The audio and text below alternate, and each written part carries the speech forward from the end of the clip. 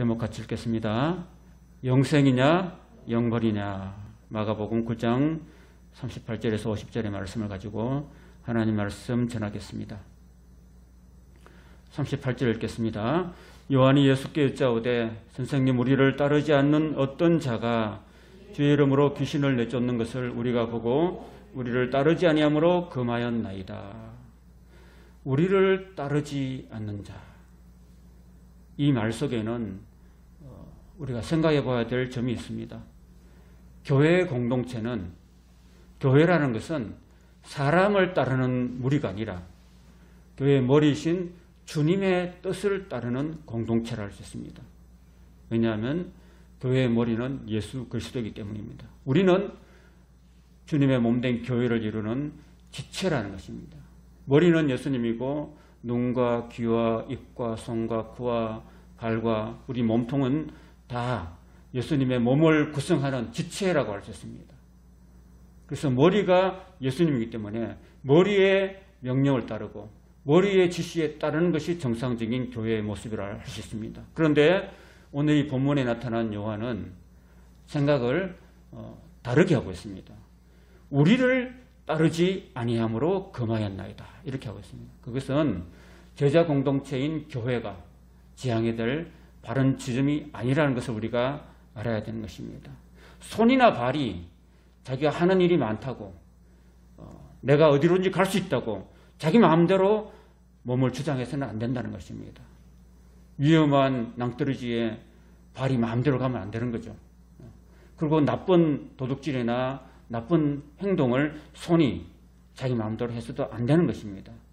머리이신 예수 그리스도께서 명령하는 대로 정상적인 삶을 살아야 된다는 것입니다. 그렇기 때문에 지체된 우리는 교회를 구성하는 지체로서 교회를 어떤 파벌로 나누거나 또 서로 다투거나 싸워서는 안 된다라는 말씀인 것입니다. 예를 들어서 신약 성경에 나타나 있는 고린도 교회는 굉장히 어린 교회로서 바울파가 있었고, 그 다음에 아볼로파가 있었고, 그 다음에 게바파가 있었고, 또 그리스도파, 이렇게 4분 오열되어 있어서 서로 마음이 맞지 않았습니다. 그 고린도 교회도 역시나 주님의 몸된 그런 교회 공동체임에도 불구하고 예수님을 머리로 삼지 아니하고 사람을 머리로 삼고 사람을 대장으로 삼고 사람을 따르는 그런 공동체였다는 것입니다. 그래서 사도 바울은 너희가 참 어린아이에 속하는구나, 이렇게 고린도 교회를 향해서 책망했던 그런 교회의 모습을 띠고 있습니다. 오늘 우리 교회도 목사가 교회의 주인이 아닙니다. 목사가 교회가 머리는 아닌 것입니다. 목사도 말씀을 전하는 그런 종일 뿐이지 결코 목사가 어떤 한 성도보다 높지는 않습니다. 하는 일이 다르고 지체 역할이 다를 뿐인 것입니다. 그래서 우리는 오늘날도 교회 안에서 가령 예를 들자면은 문제가 발생할 때 두 팀으로 두 파로 나눠서 하나는 원로 목사님 파, 하나는 또 담임 목사님 파로 나눠서 막 이렇게 이권을 가지고 다투는 그런 교회 모습도 우리가 볼 수 있고, 또 한편은 목사파, 한편은 장로파로 나뉘어가지고 서로 이권을 가지고 의견 대립을 하고 서로 싸우고 다투는 그런 모습은 그리스도의 몸을 찢고 나누는 일이 되고 하나님 마음을 아프게 하는, 하나님께 영광이 되지 않는 그런 범죄라는 사실을 우리가 기억해야 될 것입니다. 그런 의미에서 제자 요한은 자기들이 지난번에 변화산 아래에서 귀신을 쫓아내지 못했던 그 일이 마음에 걸렸습니다. 그래서 믿음과 기도로 귀신을 쫓아낸 그 사람을 보고서 이렇게 물었어야 사실을 마땅했었습니다. 요한이 만일 예수님처럼 넓은 마음을 가졌더라면 이렇게 말했을 것입니다. 야, 당신은 정말 대단하십니다. 3년 동안 예수님을 제자처럼 따라다녔던 우리도 감히 못한 일을 어떻게 당신은 할 수 있었습니까? 도대체 그 비결이 무엇입니까? 우리에게도 가르쳐 주십시오 라고 겸손하게 물어보고 배우는 자세를 가져야 마땅했습니다. 그리고 더 나아가서 그 사람의 믿음과 기도로 행한 일이 바로 하나님 나라 확장에 도움이 되었다고 받아들이고 인정하고 칭찬과 격려를 아끼지 말았어야 했었습니다. 그게 제자다운 모습이고 그게 하나님 나라의 아름다운 모습이라고 할 수 있었기 때문이었습니다. 그러나 안타깝게도 요한은 아주 좁고 이기적이고 열등감에 갇혀서 전에 변화산 아래에서 귀신을 쫓아내지 못하고 무리에게 창피를 당하고 주님께 책망을 받은 자신들의 그 부끄러운 모습이 떠올라서 얼굴이 뜨거워지고 3년이나 주님을 따라다니면서도 이 사람보다 더 못하다는 열등감이 더 크게 솟아난 겁니다. 그래서 사실 자존심도 상하고 기분도 좋지 않은 그런 마음에서 귀신을 쫓아낸 그 사람의 행위를 오히려 칭찬을 못할 망정 자기들을 따르지 않는다고 금하고 말았다는 것입니다. 그 이야기를 예수님께 보고하고 있는 것입니다.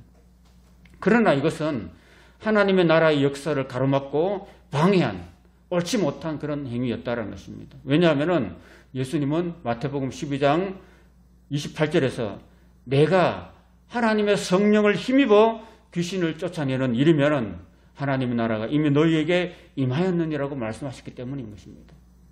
예수님도 귀신을 쫓아내면 하나님의 나라가 임했다는 건데 어떤 한 사람이 믿음과 기도로 귀신을 쫓아냈다면 그도 역시 하나님의 능력을 힘입어서 성령의 능력을 힘입어서 귀신을 내쫓았기 때문에 귀신이 내쫓았으면 누가 임하는 겁니까? 하나님 나라가 임하는 거거든요. 세상은 귀신의 나라냐 하나님의 나라냐 둘 중에 하나거든요. 그런데 그렇게 이 사람이 하나님 나라를 이룬 것입니다. 그런데 문제는 사도 요한이 바로 그 귀신을 쫓아낸 일을 자기들이 못했다고 해서 시기하고 자존심 상해하고 금했다는 것은 그거는 잘못된 질투가 유발한 것인 것입니다. 구약 성경에도 이런 일이 있었습니다. 민수기 11장 26절에서 29절에 이런 말씀이 있습니다. 그 기명된 자 중 엘다시라 하는 자와 메다시라 하는 자 두 사람이 진영에 머물고 장막에 나아가지 아니하였으나 그들에게도 영이 임하였으므로 진영에서 예언한지라. 한 소년이 달려와서 모세에게 전하여 이르되 엘닷과 메닷이 진중에서 예언하나이다 하매 택한 자 중 한 사람 곧 모세를 섬기는 눈의 아들 여호수아가 말하여 이르되 내 주 모세여 그들을 말리소서. 그렇게 말하자 모세가 그에게 이르되 네가 나를 두고 시기하느냐. 여호와께서 그의 영을 그의 모든 백성에게 주사 다 선지자 되게 하시기를 원하노라. 이렇게 모세가 말하고 있는 것입니다. 여러분 귀신을 쫓아내는 일은요 하나님께서 모든 사람에게 성령을 부어주셔서 그렇게 하기를 원하시는 거예요. 옛날에 모세 시대 때나 신약 시대 때 제자들에게나 오늘 이 시대도 우리들에게나 똑같이 하나님은 하나님의 영을 우리에게 부어주셔서 다 선지자 되게 하시고 다 귀신을 쫓아내고 다 하나님 나라를 임하게 하기를 하나님은 원하시고 계신다는 것입니다. 구약의 하나님 다르고 신약의 하나님 다르고 오늘 하나님이 다른 것은 아닙니다. 예수 그리스도는 어제나 오늘이나 영원토록 동일하신 분이시기 때문인 것입니다. 이 말씀처럼 예수님의 이름으로 귀신을 쫓아낸 그 사람에게 그렇게 된 것은 바로 하나님의 영이 임하셔서 그렇게 된 것이라는 것입니다. 이와 같은 성령의 역사는 어떤 개인이나 단체의 전유물로 여기고 그것을 다른 사람이 못하게 금하는 것은 성령의 역사를 방해하는 성령 방해죄가 되는 것입니다. 그래서 그런 의미에서 사도 요한이 금하는 것은 그것은 바람직하지 못한 잘못된 행위라고 하신 것입니다. 좀 더 설명하자면 미국에도 남북전쟁이 있었잖아요. 그죠? 남북전쟁이 왜 있었습니까? 노예 해방을 위해서 있었잖아요. 그죠? 남군과 북군이 서로 나눠서 서로 전쟁을 하고 있었는데 그 전쟁의 한창 때에 링컨이라는 대통령의 그 한 참모가 이렇게 말했습니다. 각하, 이번 남북전쟁에서 우리가 이기려면은 꼭 하나님께서 우리 편이 되도록 기도해야 됩니다. 그러자 링컨이 말했습니다.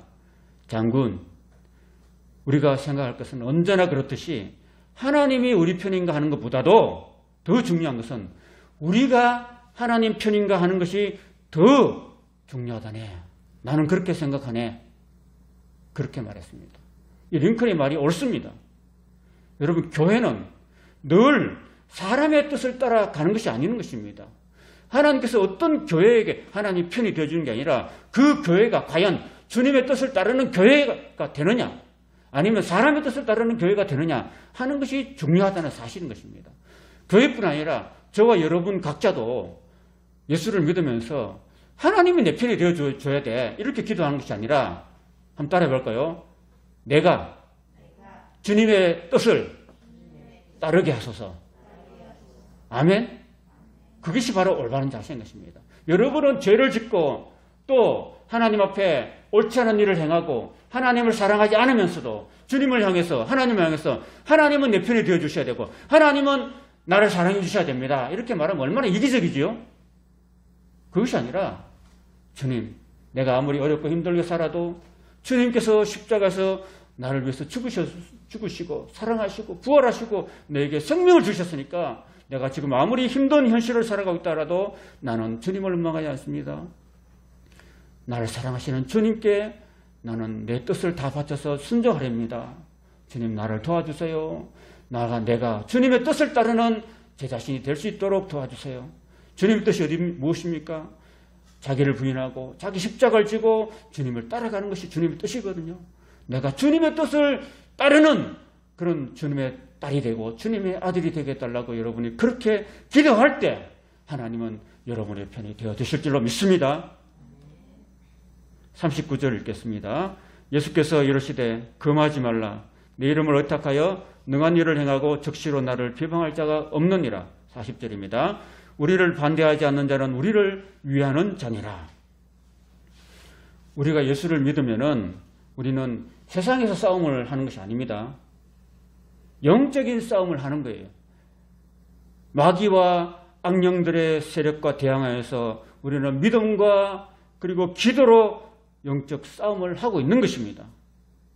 만일 12제자가 아닌 다른 어떤 사람이라도 그가 예수님의 이름으로 귀신을 내쫓는 것은 그가 하나님의 나라를 확장해 나가는 아군이라는, 예수님의 편이라는 뜻입니다.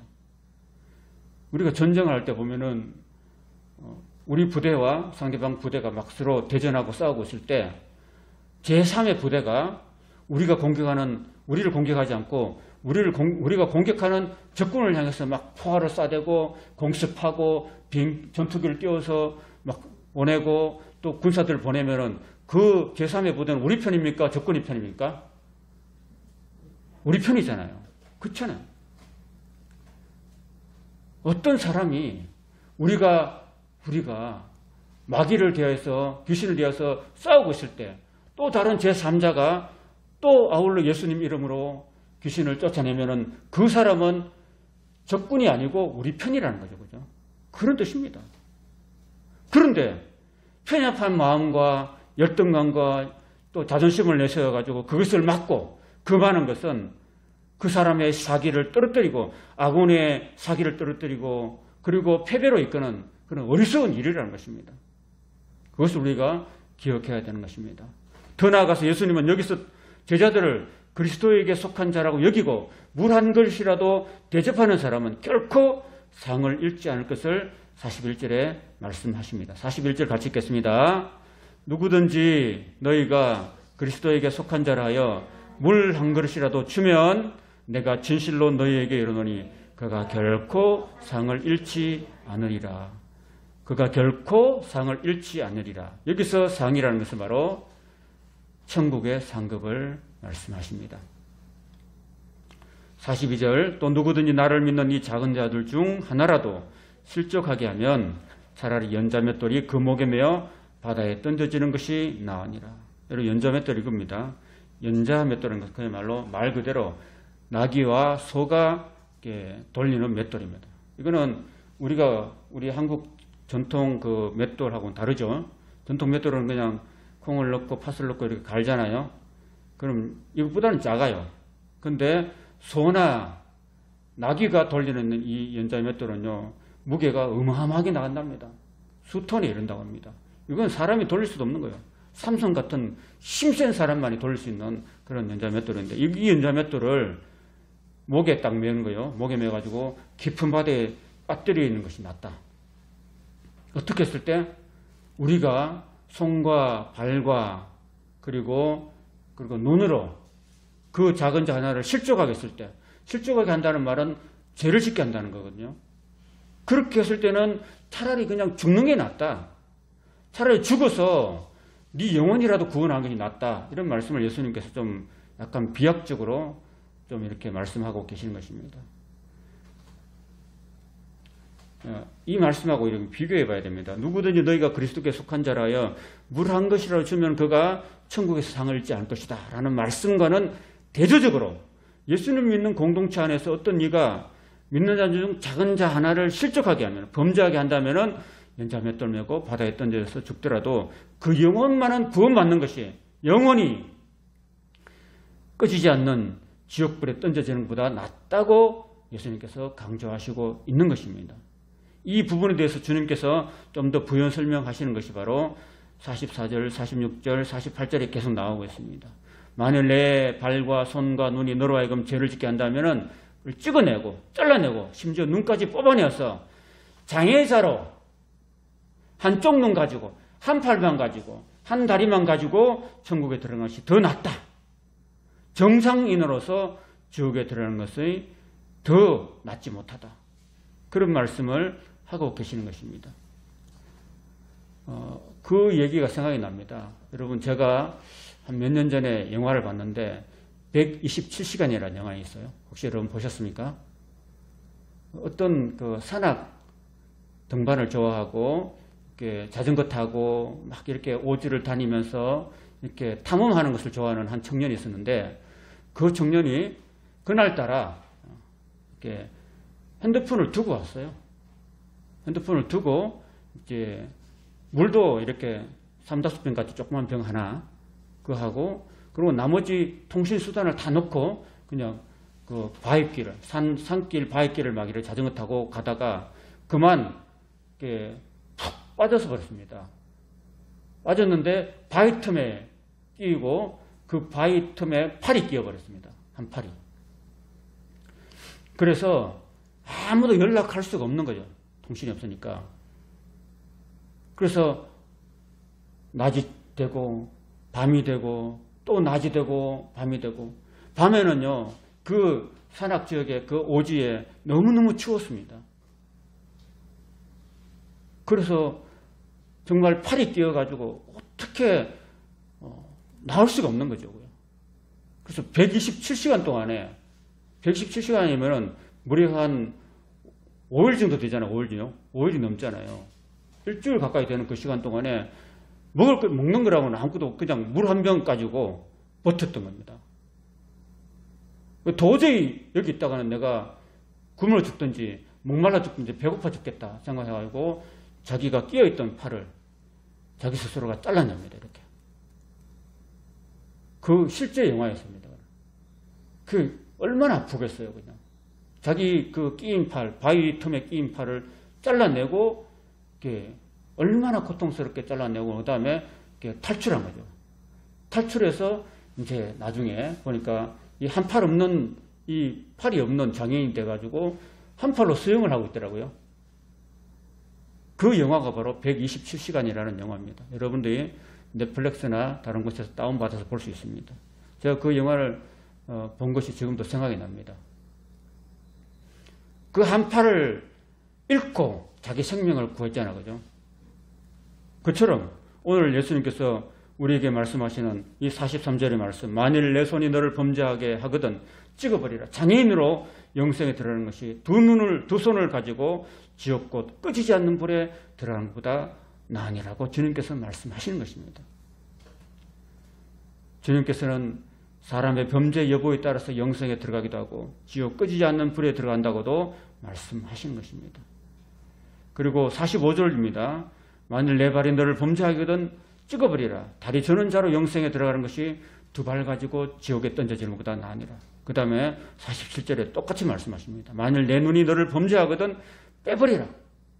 한 눈으로 하나님 나라에 들어가는 것이 두 눈을 가지고 지옥에 던져지는 것보다 나으니라. 이렇게 말씀하고 있는 것입니다. 이거는 실제로 팔을 잘라내고 다리를 찍어내고 눈을 뽑아내라는 것이 아니라 그만큼 죄를 무서워하고 죄를 짓게 되면은 정말 지옥 꺼지지 않는 불에 던져진다는 것을, 그리고 그곳에서 영원히 고통을 당한다는 것을 상기시켜 주시는 그런 경고의 말씀인 것입니다. 마태복음 3장 12절에 보면은요, 예수님께서 친히 말씀하셨는데, 알곡은 모아서 천국 곳간에 두고 쭉정이는 꺼지지 않는 불에 영원히 태워질 것이라고 말씀합니다. 그러니까 알곡이란 것은 바로 예수의 생명이 있는 사람은 다 천국 창고에 들어가고, 그리고 생명이 없는 사람, 예수님의 생명이 없는 사람, 예수님 끝까지 믿지 않는 사람들은, 이 사람들은 지옥 꺼지지 않는 불에 던져서 영원히 불태워질 것이라는 그런 말씀을 해 주셨습니다. 여러분, 누가복음 16장 19절에서 31절에 보시면 부자와 나사로가 있었지 않습니까? 여러분, 그림을 잘 보십시오. 이 그림 보면은 나중에 설명을 드릴게요. 이 그림. 지옥이라는 것은요, 사람이 불로서 소금 치듯함을 받는 그런 고통스러운 것이라고 49절에 말씀하고 있지 않습니까? 누가복음 16장에 나타나는 이 거지 나사로와, 그리고 나사로를 외면하며 호의호식하며 자기 배만 불렸던 이 부자가 둘 다 죽어서, 나사로는 아브라함 품에 안기고 안식하고, 부자는 뜨거운 음부로 내려갔는데 그곳이 얼마나 뜨겁고 목이 말랐는지 견딜 수 없는 고통을 당했다는 것입니다. 그런데 그의 마음속에 든 생각은 지금 땅에 자기 형제 4명이서 살고 있다는 것을 기억한 겁니다. 그래서 자기 형제 넷은 자기가 당하고 있는 이 뜨거운 이 불못에 오지 않기를 간절히 소망했다는 거죠. 그래서 저 건너편에 있는 아브라함에게, 아브라함이여, 아브라함이여, 저 나사로를 살려보내셔서 내 형제들에게 가서 이곳에 오지 않도록 좀 전해 주십시오라고 간청했습니다. 근데 아브라함이 하는 말은 죽은 자가 살아나가도 믿지 않을 것이다. 그것은 죽은 자가 다시 살아날 수 없다. 그리고 이 엄부와 아브라함 품 사이에서는 큰 구렁이 있어가지고 왕래하지도 못한다. 근데 보기는 봤어요. 이 뜨거운 불못에서 저 아브라함 품에서 안식하고 있는 것을 서로 볼 수는 있는데 서로 오갈 수는 없는 거죠, 여러분. 그런 상태라는 것입니다. 그런 상태라서 나사로를 살려보낼 수는 없고, 다만 땅에는 모세와 선지자가 있으니 그들에게 들을지니라, 이렇게 말씀하고 있는 것입니다. 여러분, 모세와 선지자에게 들으라고 하는 말씀은 뭐냐면은, 모세와 선지자는 곧 하나님의 말씀인 거거든요. 하나님의 말씀, 그 복음입니다. 복음. 그 예수님의 말씀, 복음을 듣고 회개하고 예수님을 믿어야만이 이 뜨거운 지옥불에 오지 않는다. 아브라함의 품, 영원한 천국, 낙원에서 구원받아서 예수님과 영원히 천국에서 살 수 있다고 지금 말씀하고 있는 것입니다. 여러분, 이해가 되시죠? 여러분, 하나님께 죄를 지은 인간은 다 지옥행입니다, 여러분. 다시 돌아와서 보면요, 그 48절 같이 읽겠습니다. 48절 시작. 거기에서는 구더기도 죽지 않고 불도 꺼지지 아니하느니라. 거기에서라는 말은 바로 지옥이거든요. 지옥. 지옥에서는 구더기도 죽지 않는데요. 구약에서는 벌레도 죽지 않는다고 이야기하고 불도 안 꺼진대요. 이 말씀은 구약 이사야서 66장 24절에 또 기록되어 있습니다.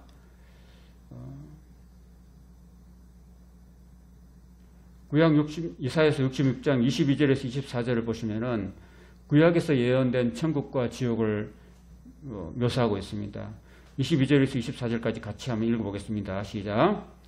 내가 지을 새 하늘과 새 땅이 내 앞에 항상 있는 것 같이 너희 자손과 너희 이름이 항상 있으리라. 여호와의 말이니라.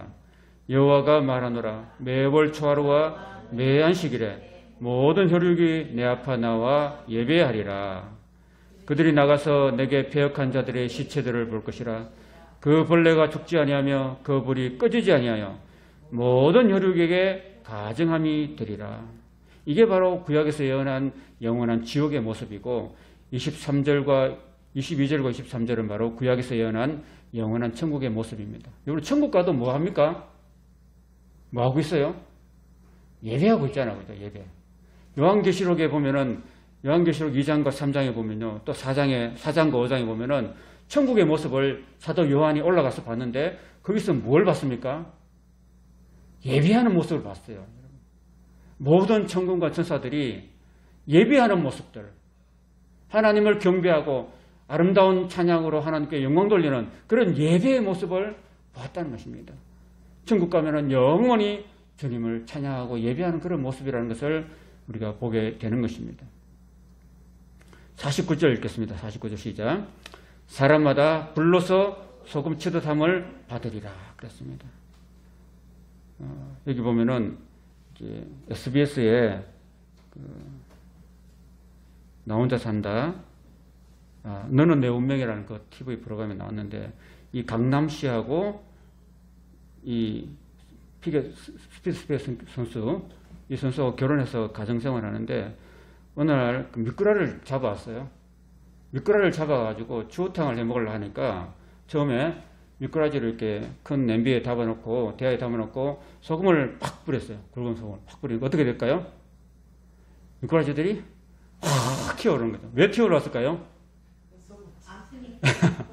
덩어리가 아프니까 얼마나 아프겠어요. 그죠? 그러니까 확 튀는 거예요. 소금 치니까. 지옥도 마찬가지는 거예요. 여러분. 우리가 죽었잖아요. 지옥에 탁 던져지는데 지옥불 자체도 뜨겁지만은 그 지옥불이 마치 우리가 미꾸라지가 돼가지고 탁 냄비에 이제 잡아 먹으려고 이제 추어탕 해 먹으려고 담아놨는데 막 굵은 소금을 팍 뿌리니까 막 얼마나 고통스러운지 막 미꾸라지들이 막 팍 점프하는 거예요. 튀는 거예요. 그거하고 똑같다는 겁니다. 지옥이. 누가 말씀하신 거예요? 예수님이 말씀하신 거예요. 사람마다 불로서 소금 치듯 함을 받으리라. 정말 견딜 수 없는 그런 고통의 장소가 바로 지옥입니다. 여러분 이런 지옥에 가야 됩니까? 말아야 됩니까? 안 가야 되죠. 가면 안 되죠. 가면 안 되니까 안 가려면 어떻게 됩니까? 안 가려면 어떻게 해야 된다고요? 예수님을 믿어야 된다는 거죠. 예수님을. 아까 지옥불에서 그 지옥 음부에서 자기 형제 4명을 기억하고 죽은 나사로를 살려보내가지고 내 형제만은 이곳에 오지 않도록 좀 부탁하고 있잖아요. 지옥에 간 사람이 부탁하고 있잖아요. 그게 지옥에서 들려오는 음성이거든요. 적어도 나하고 원수지간은 내가 그렇게 안 한다 치더라도 적어도 내 사랑하는 가족이라면은 어떻게 해야 됩니까? 예수 믿어서 지옥에 안 빠지도록 우리가 전도하고 눈물로 기도해야 될 줄로 믿습니다.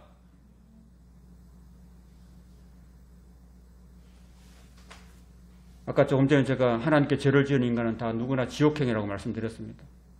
그러나 우리가 지옥에 가지 않도록 하나님의 아들 예수님께서 이 땅에 오셨습니다. 그 예수 그리스도께서 십자가에서 저와 여러분의 모든 죄를 다 감당하시고 그 죄를 십자가에서 다 청산해 주셨기 때문에 누구든지 예수님을 내 구주로 모셔드리고 영접하고 회개하고 나아가면 주님이 흘리신 그 보혈로 우리는 죄사함을 받게 되고 구원을 받고 또 성령을 선물로 받을 수 있습니다. 그리고 오늘 성찬을 통해서 십자가에서 흘려주신 주님의 보혈이 우리에게 영원히 목마르지 않는 생명수가 될 줄로 믿습니다. 주님께서 십자가에서 그 몸으로 찢어주신 그 살이 우리에게 영원한 생명의 떡이 되실 줄로 믿습니다. 저와 여러분 모두가 다 살아있을 때 예수님을 믿고 거듭나고 중생하고 예수님을 다 구주로 모셔드리고 성찬을 통해서 예수님의 그 찢어주신 살이 우리에게 생명의 떡이 되고 흘려주신 보혈이 영원히 목마르지 않는 생명수가 다 되어서 누구든지 내 피를 먹고 내 살을 먹는 자는 영원히 죽지 아니하리라. 그런 예수님의 말씀을 받아들이고 이 땅에 사는 동안에 내가 먼저 예수님 믿고 영생을 얻고 그리고 아직도 믿지 않고 지옥행이 결정된 사랑하는 우리 가족들, 자녀들, 우리 친척들, 우리 이웃들을 그들에게 기도하고 눈물로 또 사랑으로 섬기고 전도하고 설득해서 권면해서 다 같이 하나님의 백성이 되고 예수님을 믿고 천국에 다 들어갈 수 있기를 예수님 이름으로 간절히 축원합니다. 아멘.